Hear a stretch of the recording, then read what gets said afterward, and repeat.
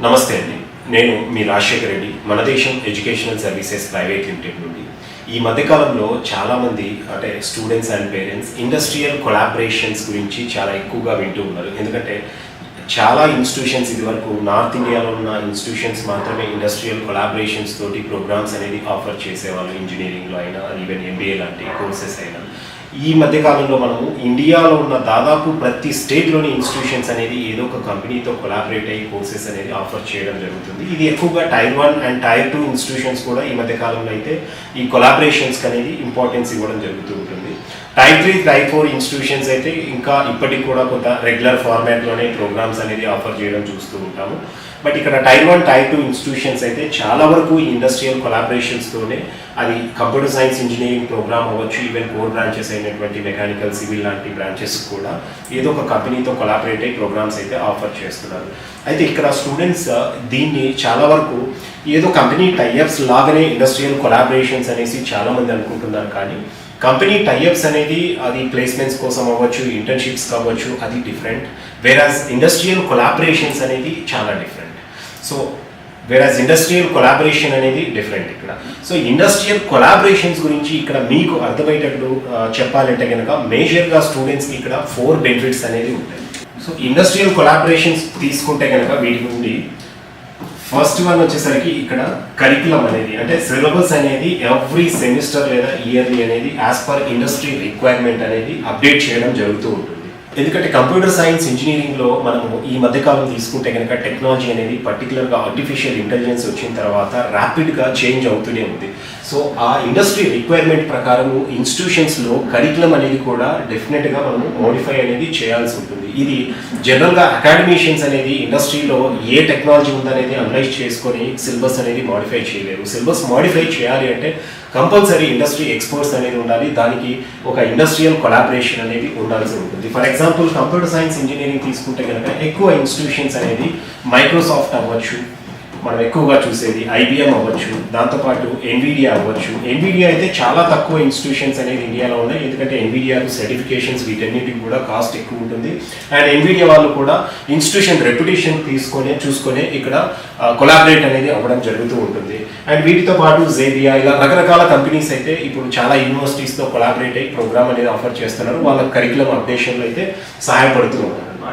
And second one వచ్చేసరికి ఇక్కడ value addition certifications అనేది కూడా ఉంటాయి. అంటే స్టూడెంట్ ఇక్కడ 4 years కోర్స్ కంప్లీట్ చేసిన తర్వాత ప్లేస్మెంట్కి వెళ్ళినప్పుడు అవ్వచ్చు, స్టూడెంట్కి ఈ వాల్యూ ఎడిషన్ సర్టిఫికేషన్స్ అంటే ఏదైతే కంపెనీతో కొలాబరేషన్ ఉందో వాళ్ళు సర్టెన్ సర్టిఫికేషన్స్ అనేది ఇవ్వడం జరుగుతుంది. అంటే ఫర్ ఎగ్జాంపుల్ ఇక్కడ తీసుకుంటే వాల్యూ ఎడిషన్ సర్టిఫికేషన్స్ గురించి మీకు క్లియర్గా అర్థం అవ్వాలి అంటే కనుక ఇప్పుడు యూనివర్సిటీస్ వచ్చేసరికి స్టూడెంట్ యొక్క పర్ఫార్మెన్స్ అనేది మానిటర్ చేయడానికి ఎవ్రీ సెమిస్టర్ మిడ్ ఎగ్జామ్స్ అవ్వచ్చు, ఎండ్ ఎగ్జామినేషన్స్ అనేది కండక్ట్ చేసి అవుట్ ఆఫ్ 100 అనేది స్టూడెంట్స్ను లేదా అవుట్ ఆఫ్ 10 CGP అనేది స్టూడెంట్స్ని ఇక్కడ అసెస్ చేయడం అయితే జరుగుతూ ఉంటుంది అన్నమాట. అదేవిధంగా కంపెనీస్ కూడా వాళ్ళు డిజైన్ చేసిన కరికులం మీద స్టూడెంట్ ఇప్పుడున్న మార్కెట్ రిక్వైర్మెంట్ ప్రకారం ఏ విధంగా ట్రైన్ అయ్యారనే దానికి అసెస్ చేయడానికి సర్టిఫికేషన్స్ అనేది కండక్ట్ చేయడం జరుగుతుంది. అలా ఒక్కొక్క కంపెనీ ఇక్కడ ఒక్కొక్క విధంగా కొన్ని సర్టిఫికేషన్స్ అయితే స్టూడెంట్స్ని అసెస్ చేయడానికి కండక్ట్ చేయడం జరుగుతుంది. ఈ సర్టిఫికేషన్స్ అనేది కూడా 4 years కంప్లీట్ అయిన తర్వాత స్టూడెంట్స్కు జాబ్ పాయింట్ ఆఫ్ వ్యూలో హెల్ప్ అనేది అవుతాయి. అండ్ థర్డ్ వన్ తీసుకుంటే కనుక ఇక్కడ ఇంటర్న్షిప్స్. సో ఫర్ ఎగ్జాంపుల్ మనము వీటిలో ఏ కంపెనీ తీసుకున్నా కూడా ఫర్ ఎగ్జాంపుల్ ఎన్విడియా తీసుకున్నాం అనుకోండి, ఎన్విడియా GPUస్తో పాటు దాదాపు మనం ఏ యూనివర్సిటీకి వెళ్ళినా కూడా ఎన్విడియా సర్వర్స్ అనేది ఉంటాయి అన్నమాట. సో అలాగే యూనివర్సిటీస్తో పాటు ఎలాంటి మనం సాఫ్ట్వేర్ కంపెనీస్ తీసుకున్నా కూడా ఎన్విడియా సర్వర్స్ అనేది ఎక్కువగా చూస్తూ ఉంటాము. అండ్ ఎన్విడియా అంతేకాకుండా GPUస్తో పాటు ఇప్పుడు ఆర్టిఫిషియల్ ఇంటెలిజెన్స్ సంబంధించి హార్డ్వేర్ అండ్ సాఫ్ట్వేర్ సప్లై చేస్తున్న ఒక లీడింగ్ కంపెనీ అని చెప్పొచ్చు. సో ఆల్మోస్ట్ చాలా కంపెనీస్తో టైఅప్స్ ఉంటాయి కాబట్టి స్టూడెంట్స్కు ఇంటర్న్షిప్స్లో కూడా ఒక సపోర్ట్ అయితే దొరుకుతుంది. సో మీరందరూ ఒకటి గుర్తుపెట్టుకోవాలండి, ఇప్పుడు ఎవరైతే బీటెక్ జాయిన్ అవుతారో స్టూడెంట్స్ ప్లేస్మెంట్ రావాలి అంటే నాలెడ్జ్తో పాటు స్కిల్ అనేది చాలా ఇంపార్టెంట్.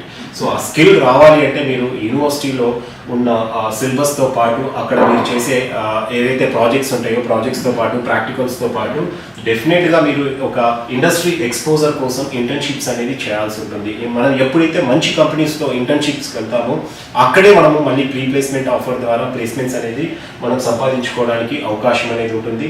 ఇప్పుడు మనం చాలా ఇన్స్టిట్యూషన్స్లో మనము హైయెస్ట్ ప్యాకేజెస్ అనేది 30-40 lakhs 50 lakhs ఇలాంటివి ఏదైతే చూస్తూ ఉంటామో వాళ్ళంతా కూడా ఇంటర్న్షిప్లో వాళ్ళు ప్రీ ప్లేస్మెంట్ ఆఫర్ సంపాదించేసి ఫ్యాన్సీ ప్యాకేజెస్ పెట్టేవాళ్ళు.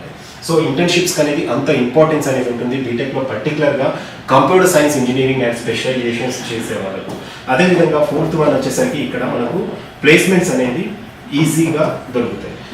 సో ఈ కంపెనీస్ అనేది ఇప్పుడు ఇక్కడ కరికులం డిజైన్ అవ్వచ్చు, ఫ్యాకల్టీని ట్రైన్ చేయడం అవ్వచ్చు, వాల్యూ ఎడిషన్ సర్టిఫికేషన్స్ కండక్ట్ చేసి స్టూడెంట్స్ని అసిస్ట్ చేయడం అవ్వచ్చు, ఇంటర్న్షిప్ అసిస్టెన్స్ కూడా ఇవ్వడం జరుగుతుంది. కాబట్టి క్లాస్లో ఉన్న మొత్తం అందరి స్టూడెంట్స్ అనేది మా ప్రోగ్రామ్ కదా అనేసి రిక్రూట్ చేసుకోకపోవచ్చు, కానీ మైక్రోసాఫ్ట్ అయినా, ఐబిఎం అయినా, ఎన్విడి అయినా, బట్ వాళ్ళు డెఫినెట్గా స్టూడెంట్స్ను ఇక్కడ ఏ విధంగా అయితే అసెస్ చేస్తారో వాళ్ళల్లో ఎవరైతే బెటర్ పర్ఫార్మెన్స్ స్టూడెంట్స్ ఉంటారో అట్లీస్ట్ 20-25% అనేది మళ్ళీ అక్కడ ఈజీగానే స్టూడెంట్స్ను రిక్రూట్ చేసుకోవడం అయితే జరుగుతుంది. సో ప్లేస్మెంట్స్ కూడా చాలా ఈజీగా ఉంటాయి.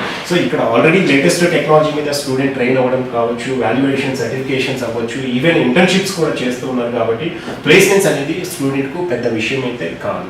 సో ఇక్కడ ఇండస్ట్రియల్ కొలాబరేషన్స్ వల్ల నేను ఈ 4 బెనిఫిట్స్తో పాటు ఇంకా బెనిఫిట్స్ అనేది ఎక్కువగా ఉన్నాయి. మీకు ఒక అండర్స్టాండింగ్ కోసం అనేది నేను ఒక 4 పాయింట్స్ అనేది ఇక్కడ చెప్పడం జరిగింది.